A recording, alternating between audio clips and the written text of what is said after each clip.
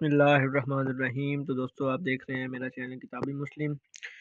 تو بھائی آج میں آپ کو کچھ دعائیں بتاؤں گا جو ہمارے نبی حضرت محمد صلی اللہ علیہ وسلم نے ہمیں بتائیں سجدہ میں، نماز کے دوران سجدہ میں اور رکوع میں پڑھی جانے والے کچھ کلمات دعائیں جن کا ہم میں سے اکثریت لوگوں کو پتہ ہی نہیں ہے۔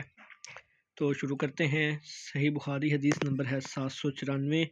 نبی کریم صلی اللہ علیہ وآلہ وسلم رکوع اور سجدہ میں سبحانک اللہم ربنا و بحمدک اللہم اغفر لی پڑھا کرتے تھے۔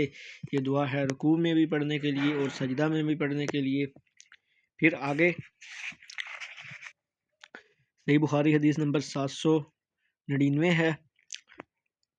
ہم نبی کریم صلی اللہ علیہ وآلہ وسلم کی اقتداء میں نماز پڑھ رہے تھے۔ جب آپ رکوع سے سر اٹھاتے تو سمیع اللہ لمن حمدہ کہتے۔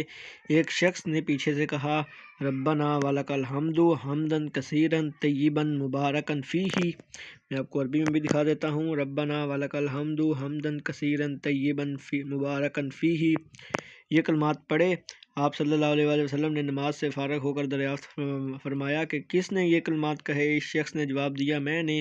اس پر آپ صلی اللہ علیہ وآلہ وسلم نے فرمایا میں نے 30 سے زیادہ فرشتوں کو دیکھا کہ ان کلمات کو لکھنے میں وہ ایک دوسرے سے سبقت لے جانا چاہتے تھے۔ اس سے ان کلمات کی فضیلت ثابت ہوئی۔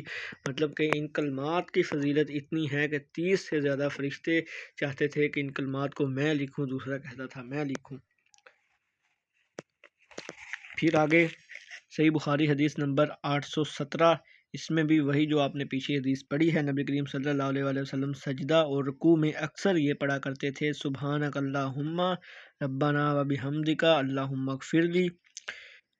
تو یہ کچھ دعائیں ہیں جو آپ کو بتائی گئی ہیں۔ تو الحمدللہ ثواب دارین کی نیت سے ان حدیث کو آگے بھی شیئر کریں اور ان پر عمل کرنے کی اللہ سب کو توفیق عطا فرمائے۔ والسلام۔